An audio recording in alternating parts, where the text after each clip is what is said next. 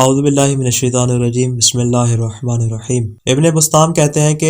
میں امام محمد باقر علیہ السلام کی خدمت میں حاضر تھا کہ ایک شخص آیا اور اس نے بہرے پن کی شکایت کی،